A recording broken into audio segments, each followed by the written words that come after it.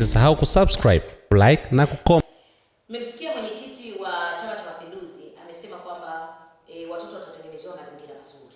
Mazingira mazuri ya kuwalea watoto wetu lazima yaanzie kwenye budget, ionyeshe kabisa kwenye elimu, kwenye afya, wanakuwa kwenye mazingira gani, ulinzi wa wale watoto wetu, vyote lazima vionyeshe, na hivi vyote vinahitaji budget. Sasa kama hatujaweza kuliona hili jambo kwa kupitia budget, utawapa watoto mazingira mazuri ya namna gani? Mpango ukoje?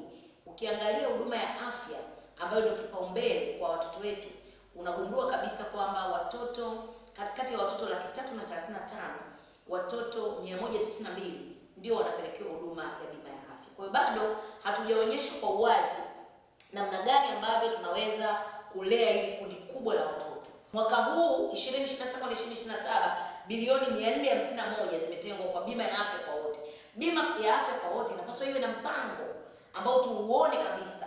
Bima ya afya kwa wote, kwa watu wazima, watoto wanaishi kwenye mazingira hatarishi, namna gani bima ya afya inawaaccommodate watu. Na watuambia siku 100 baada ya uchaguzi. Sijui leo tuna siku ngapi? Naona karibu miezi inakwenda miezi 7 sasa.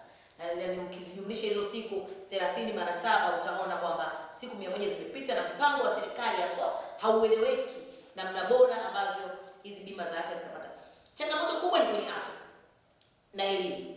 Kwenye afya, unapokuwa mgonjwa huwezi tena kuhudhuria masomo, unapokuwa mgonjwa huwezi tena kufanya kazi zako, unapokuwa mgonjwa huwezi tena kufanya kitu chochote. Kwa hiyo changamoto kubwa hasa mimi naiona ni kwenye afya, na tunapaswa tuione kwa upana na namna ambavyo hizi fedha zinakuwa kwa uwazi kabisa kwenye Wizara ya Maendeleo ya Jamii, Jinsia, Watoto na Makundi Maalum. Wanawake Ili kwa wa kwanza kupata habari zetu, tafadhali usisahau kusubscribe, like na kucomment.